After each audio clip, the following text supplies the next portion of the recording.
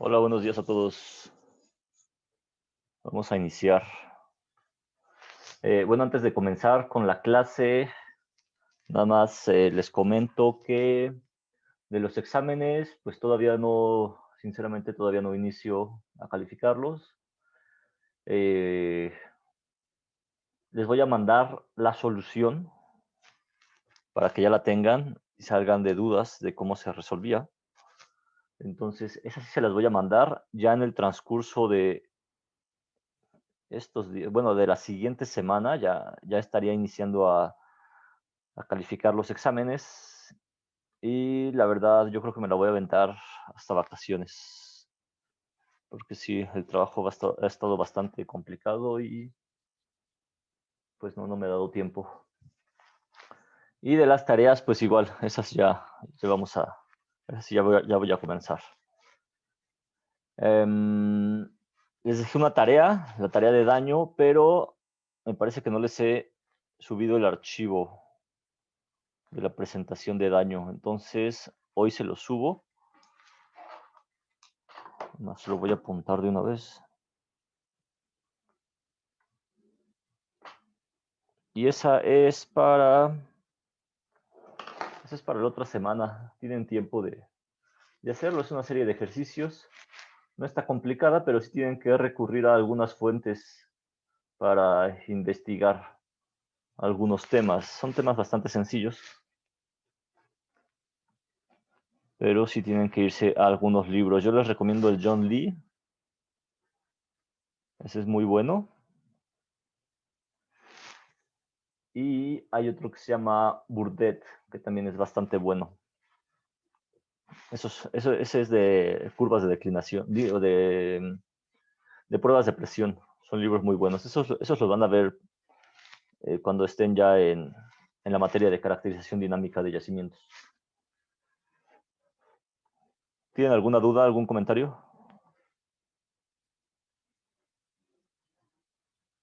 Ok, entonces, ahora sí vamos a comenzar. Estábamos viendo curvas de declinación.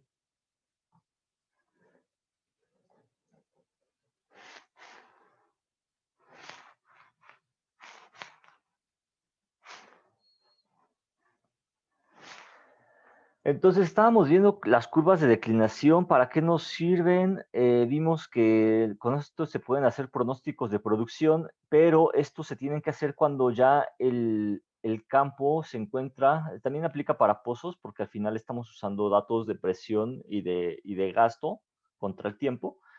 Entonces estos se pueden aplicar tanto en campo como en pozo y sirven para estimar cuál va a ser el comportamiento futuro de nuestra producción. ¿Ok? Entonces, vamos a recordar nada más esto. Nada más permítanme. A ver, a ver. Listo, a ver, veamos. Diana Figueroa Blancas. Diana Karina Figueroa Blancas. ¿Con cuántos métodos podemos hacer estimaciones del pronóstico de producción? Adelante, Diana.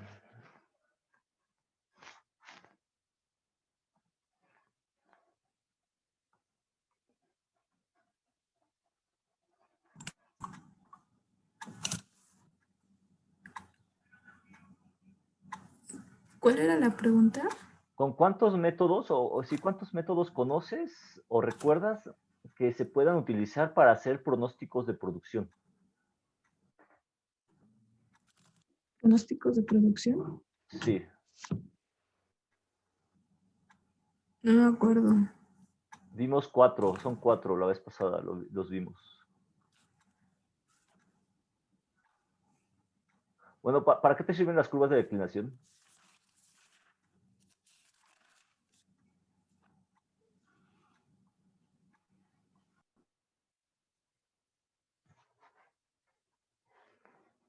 ¿No?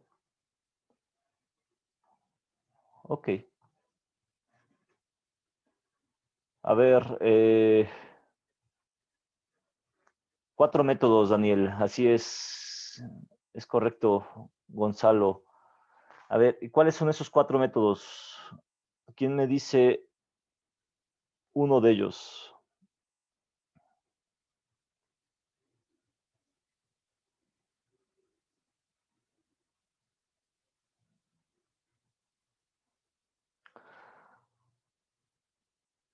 A ver, Daniel Lule, cálculo volumétrico, ecuación de balance de materia, ¿es correcto? Y Gonzalo con simulación numérica de yacimientos, así es. Y el siguiente es, como dicen Daniel y Gonzalo, curvas de declinación. Entonces ya tenemos los 4. Y ahí lo está mencionando Uriel. Ecuación de balance de materia, métodos volumétricos, simulación de yacimientos y curvas de declinación. Son esos 4. Ahora, Diego Armando, a ver, Diego Armando, ¿qué ventajas nos da la ecuación de balance de materia y qué desventajas nos presenta?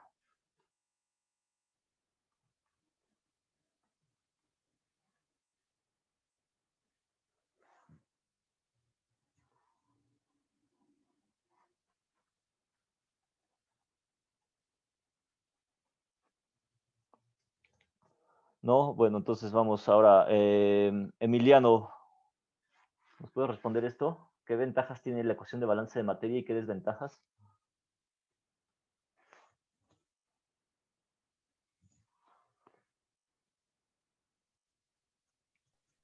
Pues al ser un método analítico, pues puede que no sea tan exacto. O sea, El puede que de los resultados no sean o sea, no sean buenas aproximaciones. en la ecuación de balance de materia. Sí. Ok. Sí, ¿y qué ventaja tiene? ¿Qué ventajas tiene? ¿Por qué podría ser de bajo costo utilizar la ecuación de balance de materia?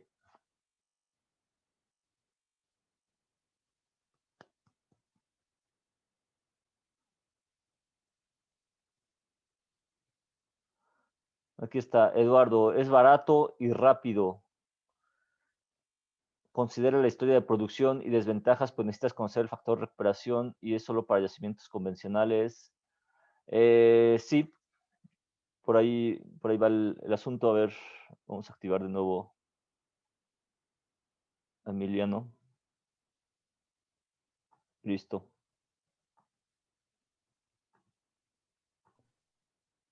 Listo, Emiliano, ya está. Bueno, pues lo que dijo mi compañero ya no tenía nada más que decir, pero Ok, gracias. listo. Gracias, Emiliano. Entonces, y también nos permite que con núcleos y registros, pues podamos sacar la información que requerimos. Puede aplicarse a cualquier tipo de sistema. Blanca, a ver, Blanca, adelante.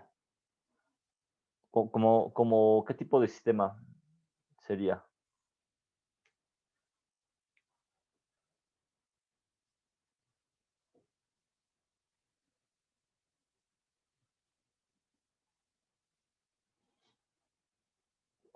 O referirse a un sistema, ¿te refieres a cualquier tipo de yacimiento, tipo aceite negro, aceite volátil, etcétera?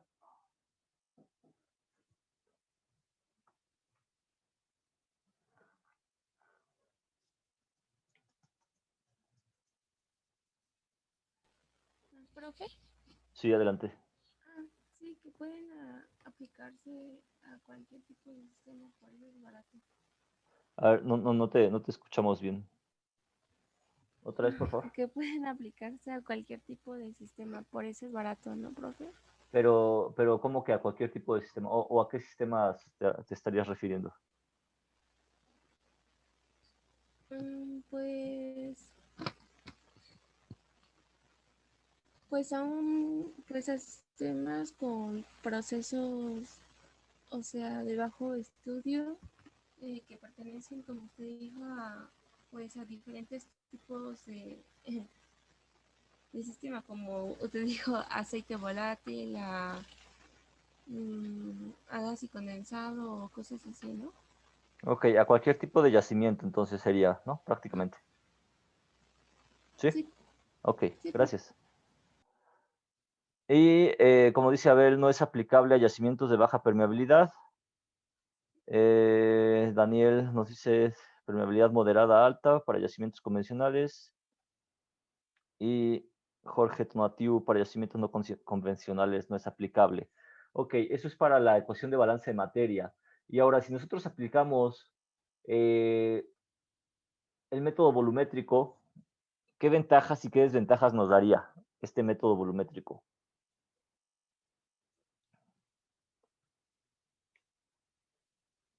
¿Quién recuerda o quién apuntó? ¿Quién? Eh, es de bajo costo, como dice Abel. Adelante, Eduardo. Ah, bueno, se puede usar por registros geofísicos y análisis de núcleos, que es por análisis de isopacas combinados, pero solo es una estimación. Ok, Y las desventajas es que no permite una historia de producción, que no trabaja en yacimientos heterogéneos y no es tan exacto.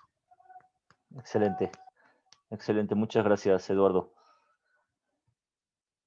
Y desventajas, Uriel no considera la historia de producción y tiene mucha incertidumbre, media incertidumbre, sí. Y ahora vámonos con la simulación numérica de yacimientos, pues realmente tiene muchas ventajas, o sea, prácticamente usamos un software, metemos los datos, mientras más información tengamos, más robusto es el software, más robusto es el modelo y nos permite modelar pues todo, prácticamente cualquier tipo de yacimiento, convencional, no convencional, con historia de producción, considerando núcleos, considerando registros, etcétera. ¿Qué desventajas tiene? Pues es muy costoso. Necesitamos especialistas que sepan utilizar ese software.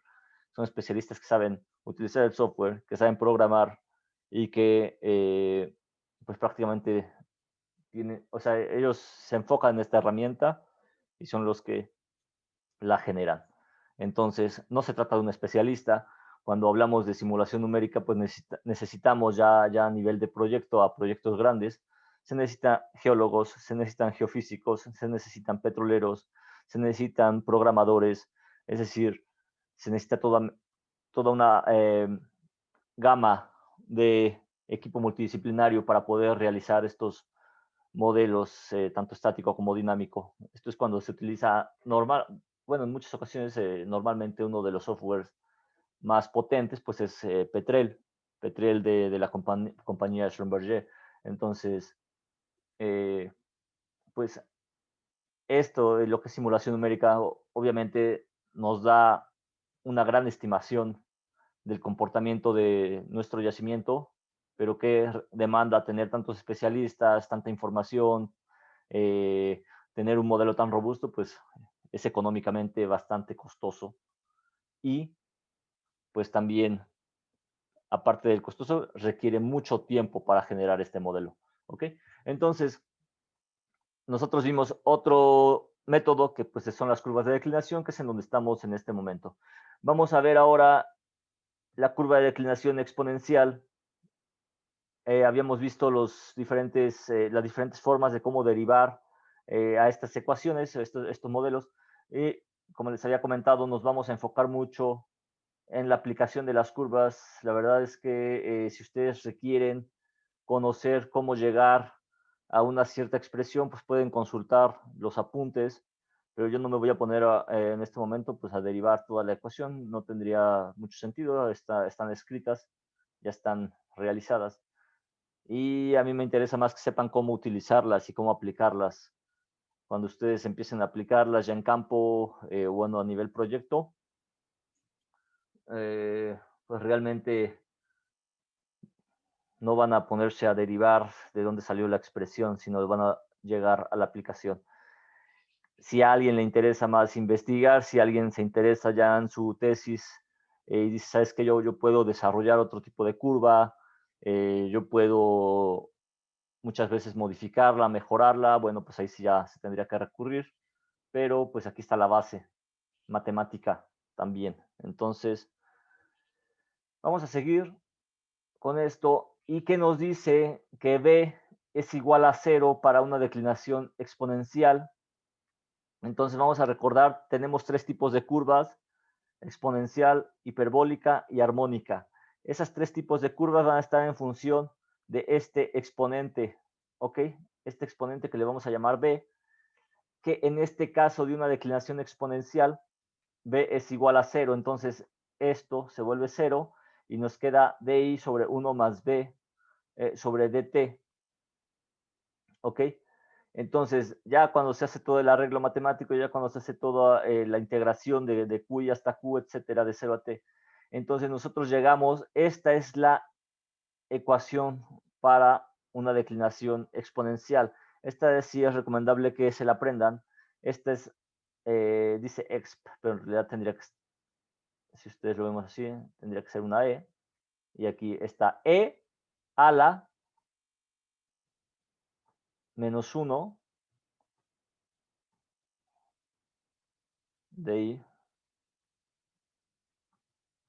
de T. Listo. Así tendría que verse, digo, ya cuando lo escriban. Y con esto nosotros podemos determinar el gasto, ¿ok? Partiendo de un gasto inicial, de una declinación inicial. ¿Cómo sacan la declinación inicial? Pues con esta expresión que nosotros estamos viendo aquí.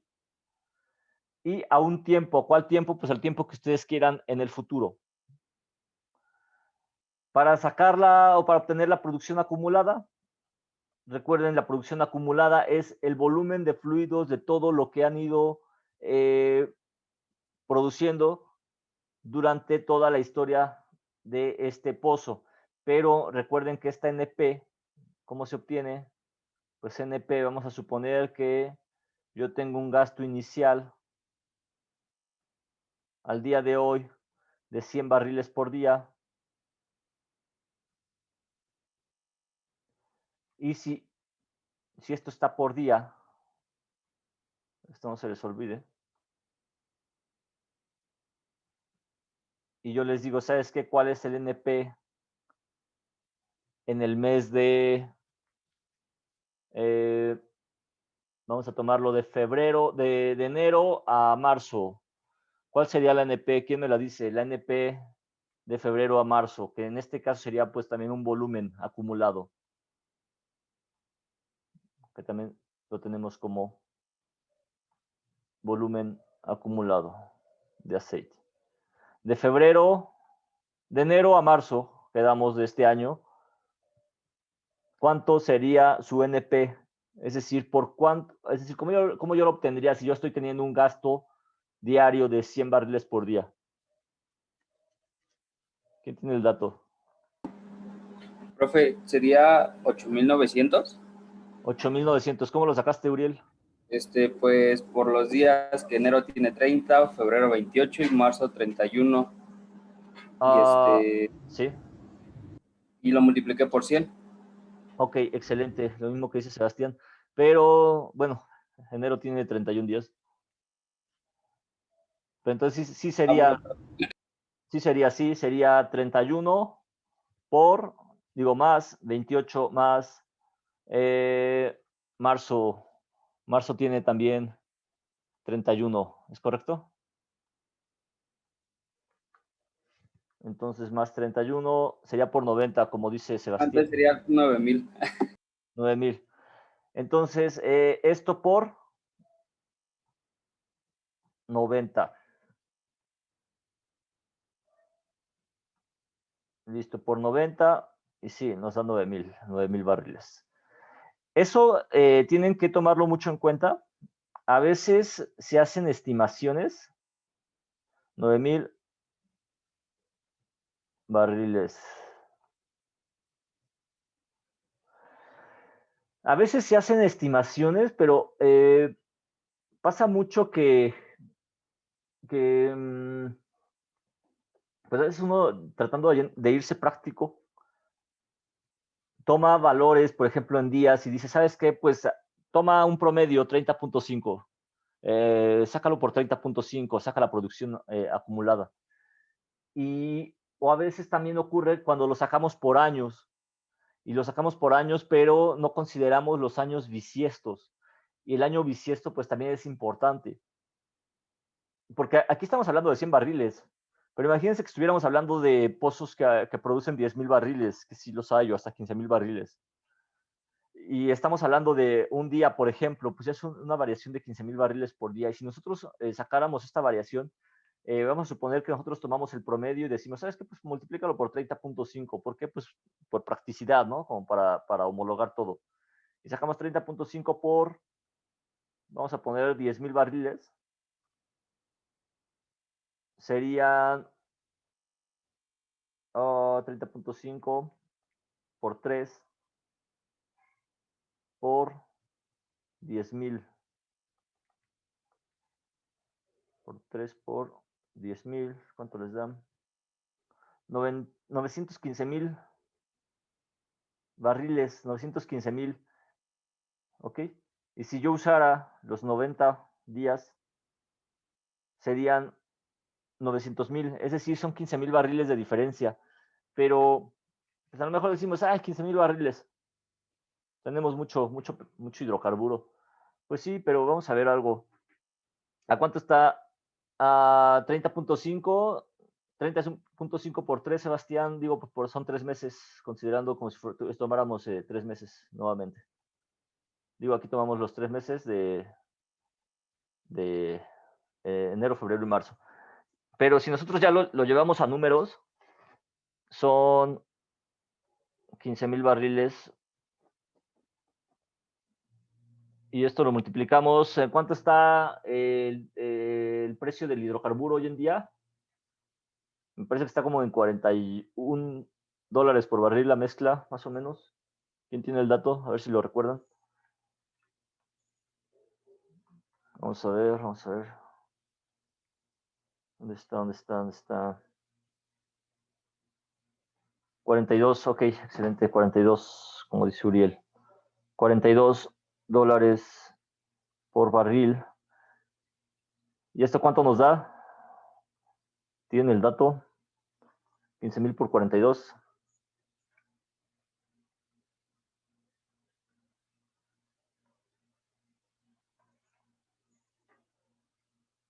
$630,000 es correcto, $630,000.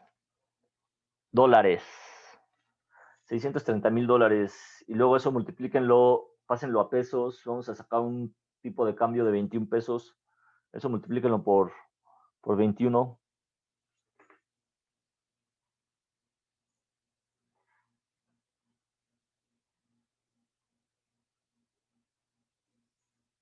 Jojo. Ya lo ven, son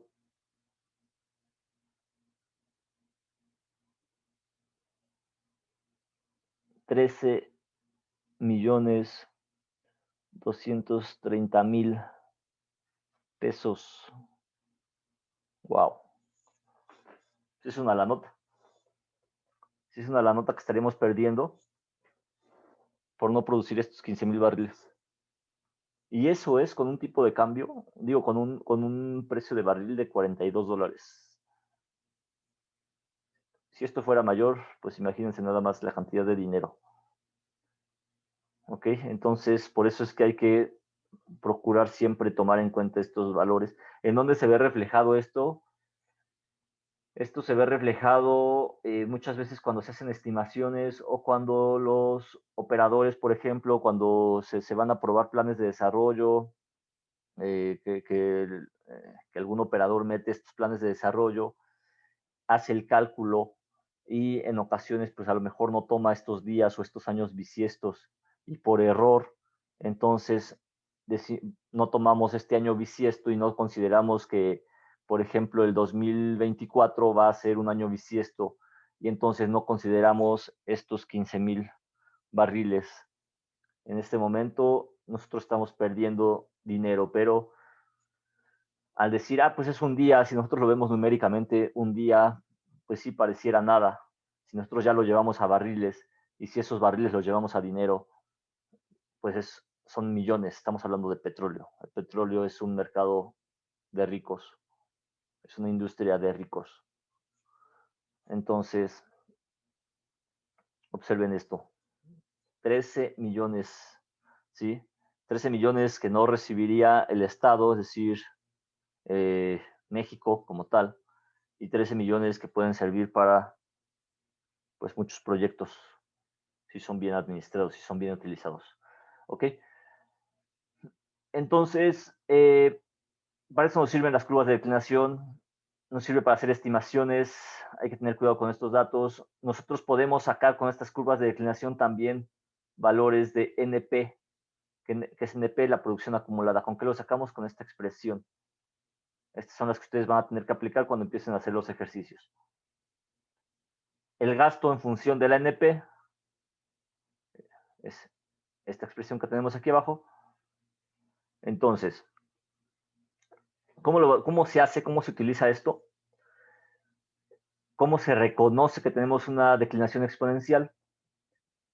Se realiza de la siguiente manera. Nosotros tenemos nuestros datos. Lo primero que hay que hacer es graficar el logaritmo de Q, es decir, del gasto, contra el tiempo. Es decir, logaritmo del lado izquierdo, ¿sí? Y Q y el tiempo en una escala normal. Es decir, estaríamos graficando en escala semilog. ¿Ok? Ya que lo hacemos así, también podemos utilizar estos datos en función del NP, si es que tenemos el NP. Pero en este caso, estaríamos utilizándolo en escala cartesiana. Listo. Ahora, vamos a ver. Es meramente procedimiento, es meramente seguir pasos, sin embargo hay que saber cómo seguirlos y cómo aplicarlos y cómo interpretarlos. Entonces, yo les comentaba es graficar el gasto contra el tiempo, contra el NP o el gasto contra el tiempo en escala semilog. ¿Ok?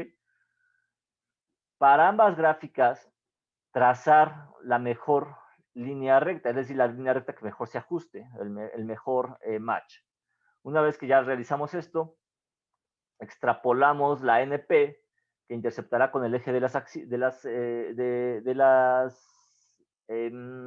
abscisas, y pues con eso nosotros podemos determinar de ahí. Nosotros vamos a ver ejemplos. Si yo se lo explico aquí, pues no va a ser tan evidente, pero aquí hay un ejemplo bastante útil. ¿Ok? Vamos a darnos cuenta que nosotros estamos con un gasto. Este sería nuestro gasto inicial, y tenemos una NP, que es la que hemos venido calculando. Es un gasto, es un pozo de gas. Y lo que nos está pidiendo aquí el ejercicio nos dice, ¿sabes qué? Yo quiero calcular la producción futura, la NP futura, cuando el gasto de gas sea de 80 millones de pies cúbicos por día. Y también quiero que me calcules la producción máxima acumulada. ¿Ok? ¿Qué se hace? Pues prácticamente seguir estos procedimientos. Se traza esta curva que habíamos dicho de gasto contra NP, y en estos datos que estamos teniendo, nosotros trazamos esta línea recta. Esta línea nos la da Excel, es decir, los ejercicios que ustedes van a hacer van a tener que ser en Excel. Sacan la curva, sacan esta línea y le sacan más bien le sacan la ecuación de la línea que están trazando, y a través de esta línea, ya que tiene estos datos, pues el siguiente paso es, ahora sí, esto que están viendo aquí en pantalla, Q igual a QI menos NP por DI, con eso ustedes pueden determinar cuánto sería el QI. Observen algo. Este QI se ajusta a el QI que nosotros tenemos acá. ¿Ok? ¿Qué ocurre? Aquí tenemos dos gastos, 320 y 336. Sin embargo, los gastos no siempre son, no están alineados todos. Es decir, no es un punto tras otro punto tras otro punto. Observen cómo los gastos van de una manera, unos un tanto más arriba que otros.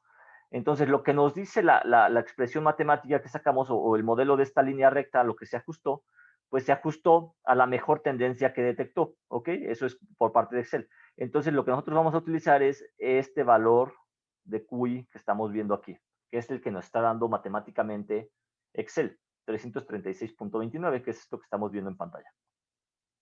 Y ya a partir de ahí, pues ya prácticamente ya nada más es realizar las expresiones que nosotros estamos viendo matemáticamente y es despejar esta DI. ¿Para qué? Pues para determinar de cuánto es la declinación que estamos teniendo. Entonces despejamos la DI, tenemos ya el gasto inicial, tenemos el gasto a partir de del modelo matemático, de la ecuación de la línea recta, y ya con eso sacamos nosotros nuestra DI. Nos está diciendo que está declinando 0.000396 barriles, o más bien pies cúbicos, millones de pies cúbicos por día, ¿sí? Esa sería la pendiente. Redondeándolo, pues queda 0.0004. Y finalmente, pues ya esto lo llevamos a calcular el tiempo hasta el que nosotros vamos a alcanzar estos 80 millones de pies cúbicos por día, ¿sí? Estos 80 millones es extrapolando la curva que nosotros ya traíamos, es decir, lo que nosotros estaríamos haciendo es llevando esto hasta el punto en el que nosotros tengamos 80 millones de pies cúbicos. ¿Para qué? Para que nosotros podamos determinar nuestra NP. ¿Ok? Para eso nos sirven las curvas de declinación, para ver el comportamiento futuro y para hacer estimaciones. ¿Para qué nos sirve hacer estas estimaciones? Cuando ya estamos hablando de proyectos, ya estamos hablando del desarrollo de campos, hacer este tipo de estimaciones nos va a servir para, primero, dimensionar nuestras instalaciones y segundo, pues también para conocer cuántos van a ser, de cuánto van a ser los ingresos que vamos a tener en el futuro y tercero, pues también para planear qué tipo de operaciones vamos a realizarles. Si nosotros, por ejemplo, ya llegamos a un límite económico, que podría ser este, de 80 barriles, de 80 millones de pies cúbicos, pues podríamos ya empezar a ver si se le va a hacer otro proceso, ya sea recuperación secundaria, mejorada, RMA, RME, etc. ¿Ok? Entonces, dentro de 9.35 años vamos a llegar a estos 80 millones de pies cúbicos. Y a partir de ahí, nosotros también nos está pidiendo el ejercicio obtener la NP máxima, es decir, hasta el abandono. ¿Sí? Por eso lo pone como NPA. Y con eso, bueno, pues simplemente nosotros, al considerar que tenemos un gasto de abandono, pues ya nada más es este QI menos el gasto de abandono. Tenemos ya la declinación. Y ya con esto simplemente pues obtenemos lo que sería el NP total que vamos a tener desde, desde que iniciamos la producción hasta que abandonamos nuestro campo o nuestro pozo, de lo que estemos hablando. ¿Sí? Y ahora nos dice el NP máximo. Pues ¿cuánto va a ser el NP máximo? Pues prácticamente va a ser cuando nosotros consideremos que el abandono es igual a cero, es decir, un gasto igual a cero. Y ese sería el NP máximo. ¿Sí? Esto es considerando, por eso QA es cero, QA, esto sería, y ya nos da el NP máximo. Normalmente pues no vamos a llegar al NP máximo, vamos a llegar al NP del límite económico.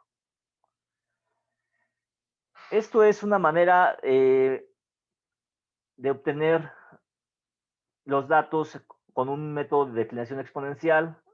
Este ejercicio ya yo no se los voy a dar, van a ser parte de los que ustedes van a realizar. Les voy a pasar esta presentación, les voy a pasar los ejercicios en Excel. Esto se los dejo de tarea. Pero, pues, en realidad es muy sencillo, es seguir los métodos, es seguir un procedimiento. Lo importante, pues, es saber qué datos vamos a determinar.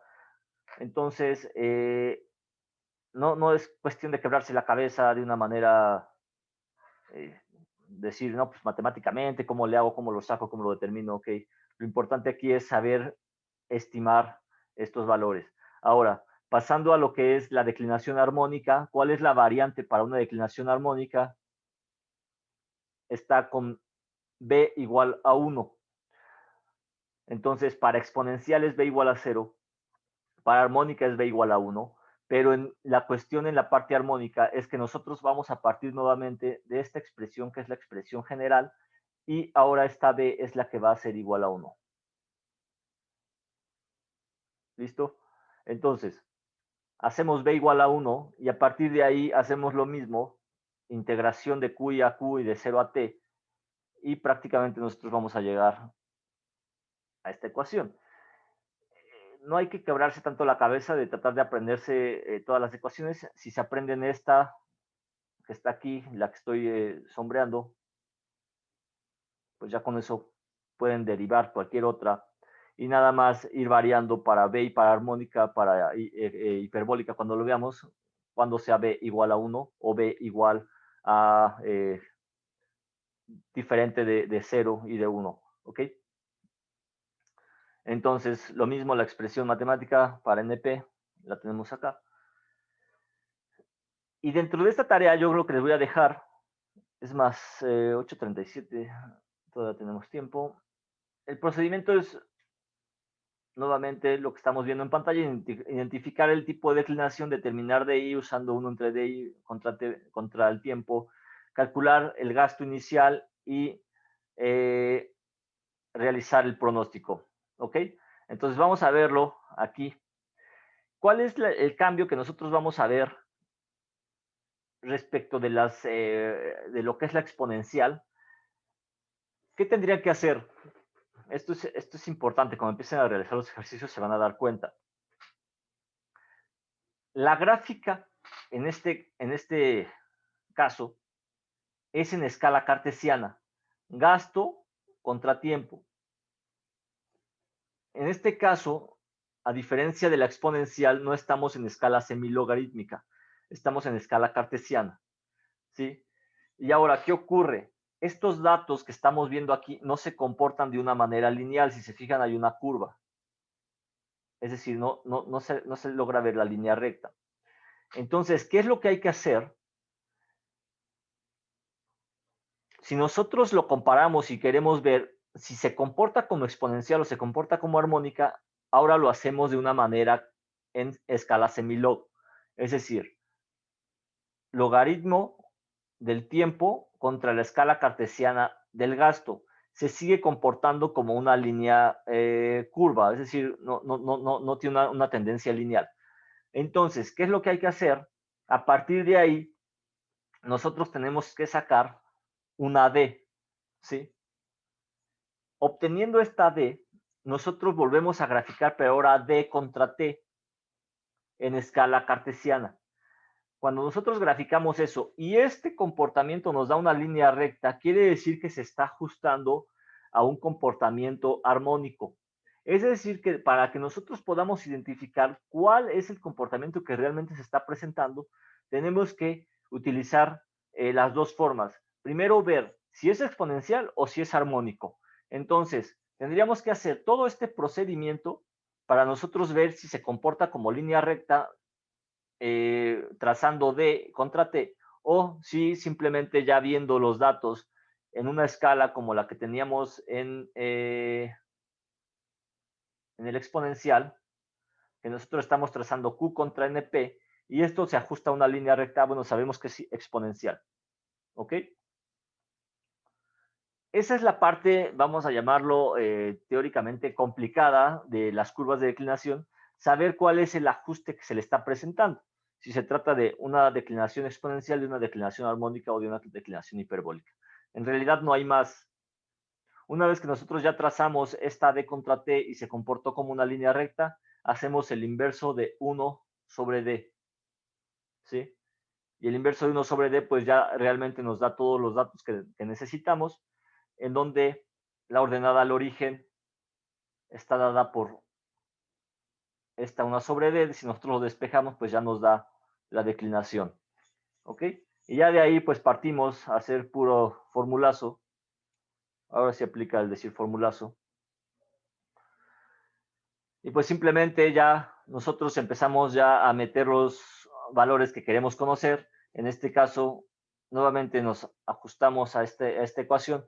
Y aquí, si nosotros quisiéramos conocerlo a cualquier tiempo, pues ya podríamos meter aquí en esta parte del tiempo, en la t, cualquier valor. Si nosotros quisiéramos conocerlo, por ejemplo, a 15 años, nosotros simplemente tendríamos que sustituir aquí por un 15. Este comportamiento de declinación tendría que venir de esta manera. ¿Sí? Entonces, en realidad es bastante sencillo. Lo único que tienen que hacer es identificar cuál es la curva que se le está ajustando al comportamiento de declinación que están presentando. Y para el caso de la declinación hiperbólica, nuestra B va a estar entre 0 y 1. ¿Ok? A diferencia de si nosotros nos vamos al límite inferior, para 0 es exponencial, para 1 es armónica. Y ahora, ¿qué ocurre? Nosotros ya, la expresión general que vamos a tener va a ser esta, en donde ya nosotros no podemos hacer esta B, simplificarla. Pero entonces, ahora sí nos queda 1 más B por DI por T a la 1 entre B. Entonces, para la armónica, si la B es 1, pues por eso es que esto desaparece. ¿Ok?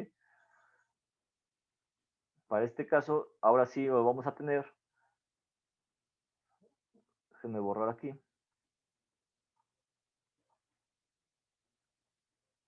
Ya cuando empiecen a hacer los ejercicios, se van a dar cuenta del uso de estas expresiones matemáticas y va a ser más sencillo. Son 5 ejercicios en el examen.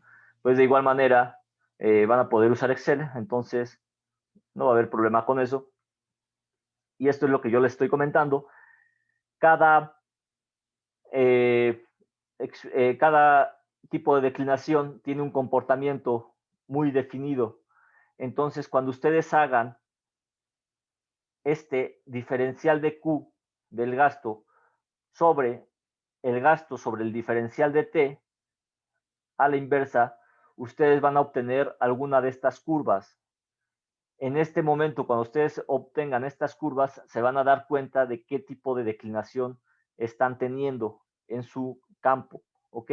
Entonces, esto es lo que tienen que hacer primeramente para poder determinar este tipo de curva. Para obtener este 1 sobre D, pues también ustedes tienen que irse a la definición de lo que es la D. ¿Ok? Entonces, eso es lo que quizás ahí pudieran batallar un poco, sin embargo, no es complicado, ya se darán cuenta. Simplemente váyanse a esta expresión y saquen delta Q sobre Q por delta T. Cuando empiecen a hacerlo, ya surgirán más dudas.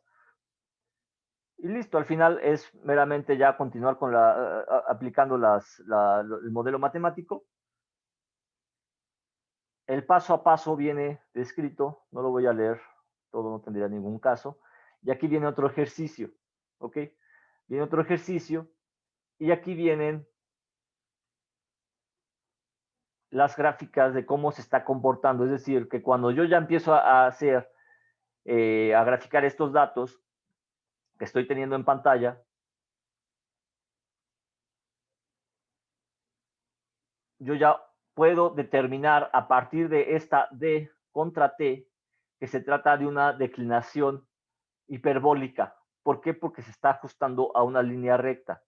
Entonces, ya cuando yo determino eso, hago el inverso de 1 sobre D.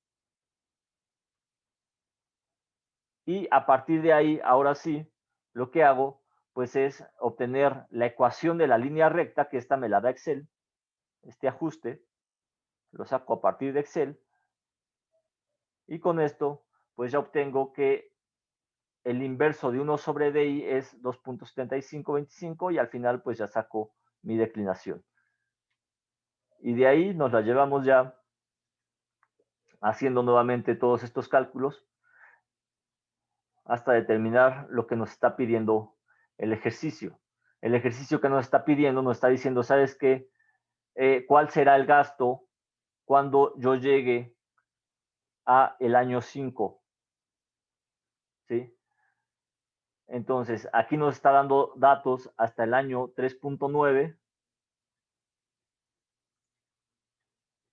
y mediante el uso de las curvas de declinación, yo voy a encontrar que al llegar al año 5, mi gasto va a ser de 10,000 barriles por día.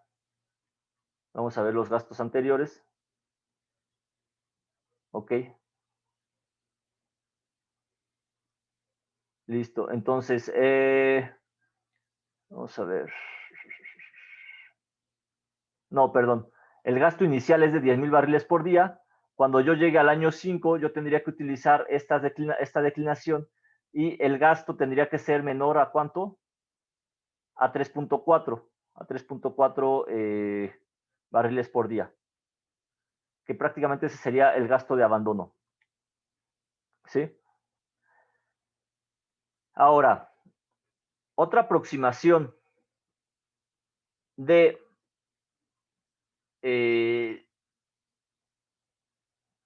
cómo obtener esta B, porque esta B a veces es un tanto, vamos a llamarlo, complicado de obtener. ¿Por qué? Porque está entre 0 y el 1, es decir, está mayor a 0, menor a 1.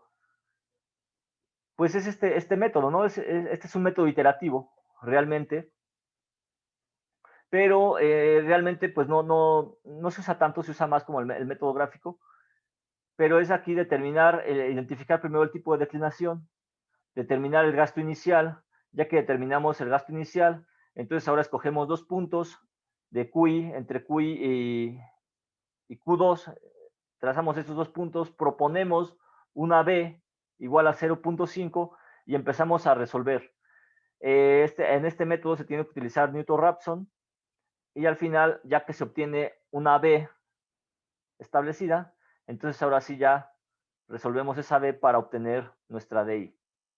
¿Ok? Están estas dos formas, lo pueden utilizar, si ustedes lo programan, digo, pues pueden encontrar esta B fácilmente. Entonces, será bastante sencillo. Un resumen de las expresiones que se utilizan en las curvas de declinación.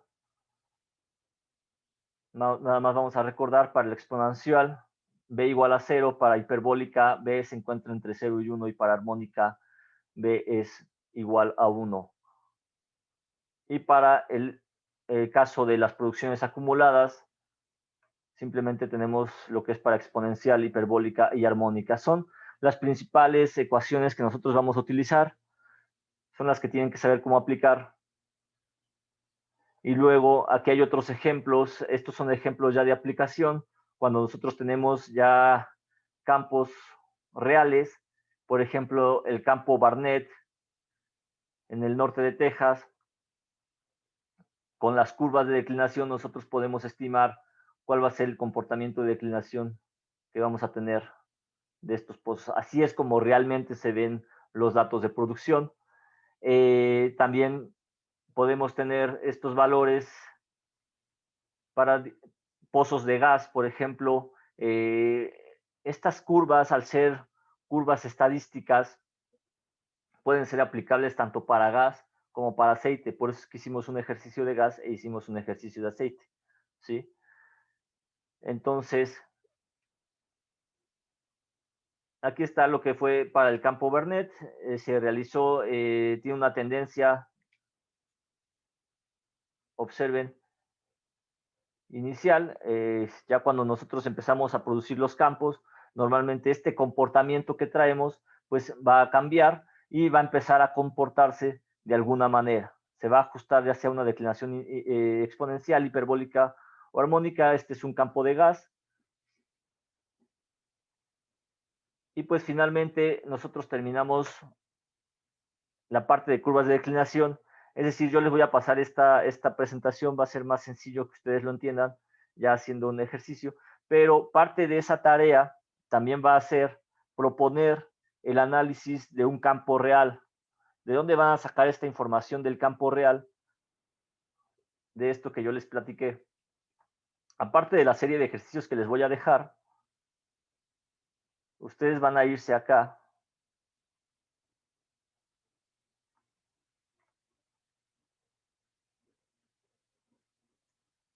pueden hacerlo para campo real o para pozo real, ¿sí?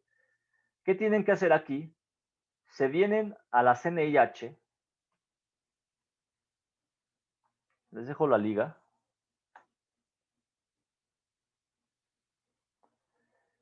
En la CNIH o también se pueden ir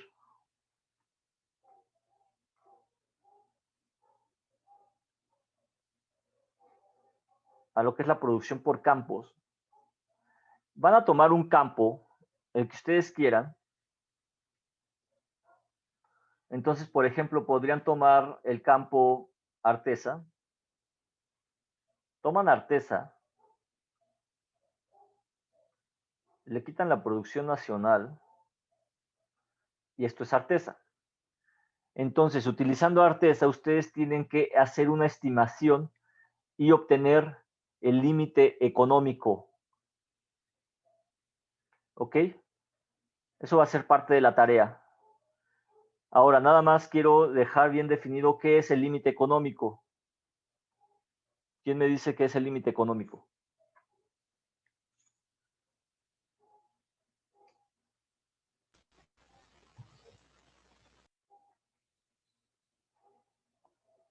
Adelante, Blanca. Abel.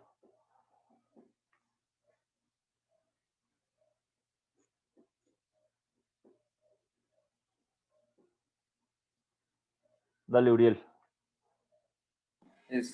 Sería cuando ya tendremos el gasto de abandono o la presión de abandono, ya cuando ya no es rentable. Sí. Sí, es correcto, Uriel. Es decir, cuando ya alcanzamos una presión de abandono, sin embargo, a ver, Abel dice, abandono del pozo cuando no es rentable. Sí, totalmente. Es el máximo gasto donde es rentable explotar un pozo, como dice Gonzalo, Alexis. Más bien sería el mínimo gasto. El mínimo gasto, Alexis. Es decir, a lo mínimo que nosotros podríamos tener rentabilidad de un pozo. Y Eduardo, cuando la ganancia es menor a lo que se gasta. Es correcto. Es el gasto que nosotros tenemos gastos operativos, tenemos costos operativos, tenemos costos de producción. Entonces, este límite económico sería cuando ya lo que nos está costando el barril de hidrocarburos ya no me da para pagar estos costos. Pero no estamos hablando de un año, porque si nosotros viéramos el 2020, podríamos decir que muchos campos o muchos pozos están en el límite económico. Pero la realidad no es esa. O sea, hoy en día, pues es por la situación que está ocurriendo, por la contingencia. Hubo una disminución de producción de hidrocarburos, hubo una disminución del consumo de hidrocarburos. Las mayores potencias, Estados Unidos, China, Rusia, Alemania, etcétera, disminuyeron su consumo de hidrocarburos y al haber menor demanda, sobre todo China, que pues, es un país que tiene una alta demanda de hidrocarburos, entonces al haber menor consumo, pues ¿qué ocurre? Pues hay mayor sobreoferta, baja el precio del hidrocarburo y pues esto lleva a bajar los precios del petróleo, ¿no? Pero en realidad, pues esto va a mejorarse. Esperemos ya el próximo año, al parecer ya hay una vacuna aprobada, al menos en el Reino Unido, para ser aplicable. Ya se aprobó su aplicación, la vacuna de Pfizer. Ya hay más propuestas, que está la Moderna, está Moderna, está AstraZeneca, etcétera. Entonces, pues va a haber más propuestas y esto está impulsando los precios del hidrocarburo, esto lo está elevando. Ok, entonces el próximo año estos precios esperemos que suban, se van a abrir proyectos y entonces este precio como tal es dinámico. Hoy en día, es decir, todo el 2020, pareciera que se alcanzó el límite económico de muchos pozos, de muchos campos, pero la realidad no es esa. Sí se está produciendo a un costo mayor de lo que se está vendiendo, claro, pero como esto va a cambiar porque es la expectativa, es el pronóstico que se está realizando, entonces realmente no se cierran los pozos, se siguen manejando abiertos. No puedes llegar y cerrar un pozo nada más porque dices, ya cayó en en $40 y me cuesta 50, es decir, no lo voy a cerrar en este momento. Si yo en mi pronóstico dijera, ¿sabes qué? Esto realmente se va a extender 3, 4, 5 años, entonces ahí sí dice, ¿sabes qué? Lo tengo que cerrar. Esta es una situación inusual, no se han cerrado los pozos, no todos al menos. Pero ¿qué ocurre? Pues el límite económico es dinámico, ¿sí? Entonces ese límite económico, el límite económico de un pozo puede variar y esto ocurre también, como les comentaba, en los campos de Estados Unidos, que son yacimientos no convencionales. Allá los costos de extracción son muy altos porque hacen fracturamiento hidráulico, terminan los pozos con bombeo mecánico o con algún sistema artificial. Algunos tienen recuperación mejorada. Entonces, estos costos son bastante altos. Estos sí afectan y estos pozos sí tienen que ser cerrados, ¿sí? Pero en la medida que avanza la tecnología, y ahí es en donde entra realmente lo que es ingeniería y tecnología, en la medida que esto avanza, estos costos se van reduciendo, los costos de aplicación de métodos de recuperación mejorada se van reduciendo, y al reducirse, pues esto hace que el límite económico sea todavía más bajo, ¿ok? Entonces, eso es el límite económico. Yo lo que quiero aquí decirles es, como parte de la tarea, ustedes van a tomar uno de estos campos. En este caso, yo estoy tomando el campo Artesa, que ya tiene una producción muy baja, y sacar un límite económico de aquí a 5 y a 10 años, y que ustedes me indiquen cuál va a ser la producción dentro de ese tiempo. Si ustedes quieren tomar algunos campos nuevos, eso sería bastante interesante. ¿Por qué? Observen esto. Vamos a ver Mulach. Ya se los había mostrado la clase anterior, vamos a verlo nuevamente. Mulach es uno de los campos a los que el gobierno actual o a las que la política actual está apostando bastante. Y es un campo que la verdad es que está dando buenos resultados. Vamos a quitar Artesa, bueno, vamos a dejar Artesa ahí. Observen Mulach. Mulach está en desarrollo. ¿Sí? Mulach está en desarrollo. Mulach va en incremento. Observen cuándo empezó el desarrollo de Mulach, en febrero del 2020. Es decir, apenas está arrancando este campo. Y observenlo cómo va hacia arriba. Recuerden que los campos se tienen que administrar correctamente. Vamos a ver una cosa bastante interesante. Vamos a buscar la producción por pozo.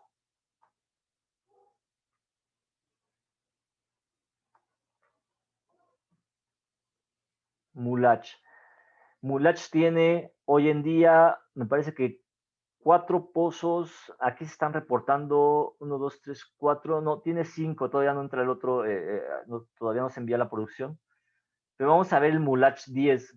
Observen esto. ¿Dónde está? Petróleo.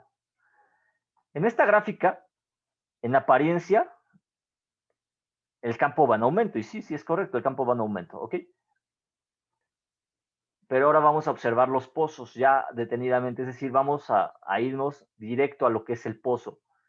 El pozo va en aumento en febrero del 2020, sigue en aumento hasta junio, y ahora, ¿qué le está pasando? El pozo ya está declinando. Esta parte tiene mucho que ver también con las condiciones operativas. Recuerden que yo ya les comenté lo que es el estrangulador. Entonces, un estrangulador pues sirve para tener un control del gasto, ¿ok?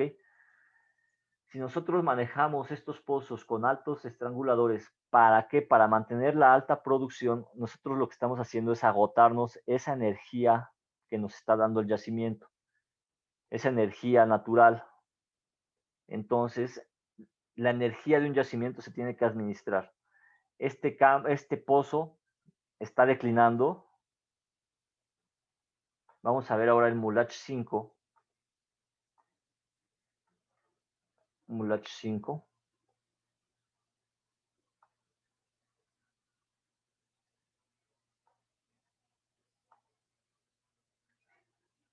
también va a la baja. Aquí se le hizo un cambio. Es muy probable que aquí se le haya hecho un cambio de estrangulador. ¿Para qué? Para compensar esa producción que está perdiendo. ¿Por qué? Estos son campos HPHT, es decir, High Pressure, High Temperature. ¿Qué ocurre con estos campos HPHT? Que estos campos tienen alta presión, alta temperatura. Cuando hablamos de alta presión estamos hablando de 700 kilogramos por centímetro cuadrado en fondo, es decir, estamos hablando de aproximadamente 9.956 PSI, es decir, es una bestialidad de presión. Las temperaturas llegan a estar hasta en 160 grados, es decir, son presiones y temperaturas que la verdad no muchos ingenieros tienen experiencia en eso. En el tipo de comportamiento también demanda un buen estudio, una buena investigación de estos campos para controlarlos. ¿Por qué? Porque puede haber presencia de parafinas, puede haber presencia de asfaltenos, puede haber presencia de hidratos, sobre todo por estas descompresiones que hay tan altas. Pero observen, mientras que acá nuestro campo está en incremento, ya en lo que es el análisis de pozos, estos pues están presentando una baja y bastante rápida para estar hablando de meses. Son declinaciones muy, muy rápidas. Entonces, de este campo todavía no tenemos datos suficientes para sacar una tendencia de declinación en comparación con los campos ya maduros, ¿ok? Entonces, ya en unos meses, nosotros podríamos analizar cuál va a ser el comportamiento de declinación de los pozos, no como tal del campo, porque el campo va hacia arriba en producción, pero los pozos van hacia abajo. Si a este campo no se le incorporan más pozos, va a empezar a declinar y va a pasar de ser un yacimiento, un campo en desarrollo, a ser un campo ya en etapa de madurez. Van a tomar ustedes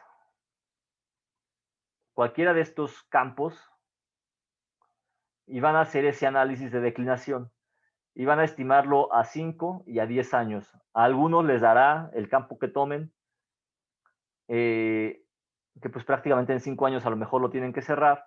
A otros les dará que dentro de 10 años pues todavía tienen producción. Y me van a estimar, lo que van a hacer va a ser estimar el volumen que pueden acumular a 5 años y a 10 años. ¿Sí? Van a sacar el NP. Van a colocar también, aquí está Catún, ¿ok? Van a colocar también el tipo de curva de declinación que se ajustó. La NP a 5 años partiendo del 2020, o más bien vamos a hacerlo partiendo del 2000, pues sí, del último dato que les entregue la CNIH o que les entregue este reporte. A partir de ahí, tómenlo como dato base, que en este caso vamos a considerarlo como si fuera, ¿cuál es el último que tenemos? Octubre. Ok, entonces a partir de octubre, de ahí saquen esa estimación dentro de 5, dentro de 10 años y saquen el NP, ¿sí? Utilizando que las ecuaciones que nosotros vimos para curvas de declinación. Entonces te van a tener que ajustarle una tendencia. Ojo con algo. Vamos a ver acá.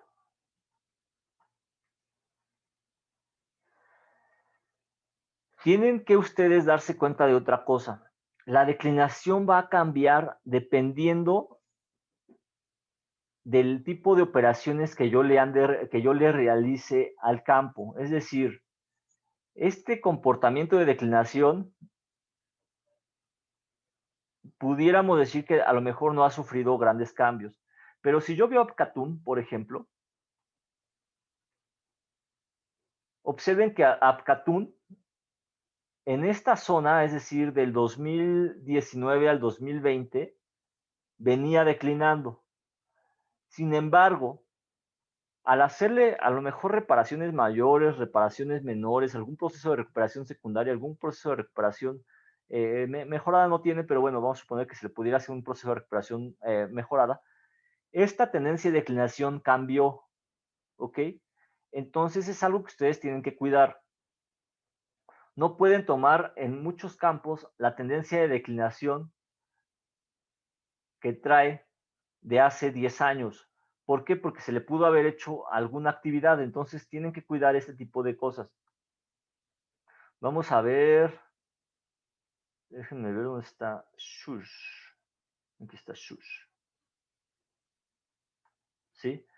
Es decir, aquí está más marcado y es más evidente. En este periodo, en el periodo hasta el 2018, traía una tendencia de declinación. Pero ustedes no pueden tomar esa tendencia de declinación completa hasta el 2020. ¿Por qué? Porque hubo otro periodo en el que hubo desarrollo, se perforaron más pozos, ¿sí? Y eso también ocurrió en este periodo que fue entre el 2016 y el 2017. Traía una tendencia de declinación muy marcada, sin embargo, el comportamiento que ustedes tendrían que tomar sería el último que estamos teniendo aquí, ¿ok? Es decir, sería más o menos a partir del octubre del 2018 a la fecha. Tengan cuidado cuando tomen esos periodos de declinación. Si ustedes tomaran el periodo de declinación desde el 2016, les estaría dando una curva totalmente ilógica. ¿Por qué? Porque estarían considerando un comportamiento de declinación que no está acorde con el número de pozos de hoy en día, con el número de reparaciones mayores, con el número de reparaciones menores, ¿sí? O con el número de actividades que se le estén realizando al campo. Siempre tienen que tomar el comportamiento de los últimos datos que se vea. Si ustedes dijeran, ¿sabes qué? Es que yo voy a tomar este comportamiento rápido. No, claro que no. O sea, tampoco pueden tomar los primeros meses. O sea, tienen que tomar, podrían tomarlo, es más, a partir del 2018 y de ahí sacarlo hasta el 2020. Y de ahí sacar el comportamiento de declinación. Ahí sí tendrían una línea de ajuste. ¿Ok? Entonces, ¿alguna duda?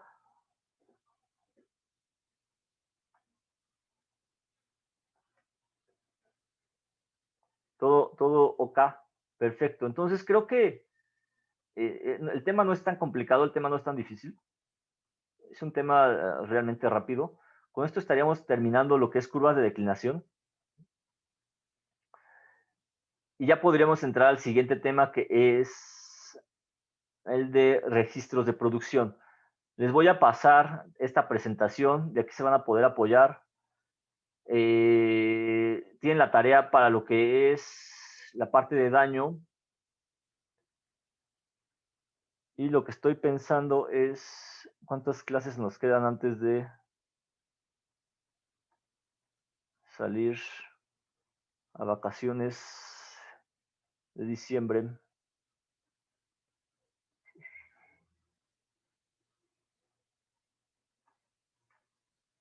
Nos quedan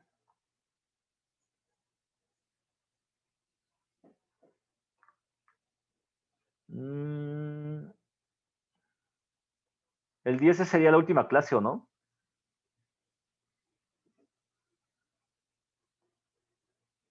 ¿O salen hasta el 18? ¿Alguien recuerda el calendario?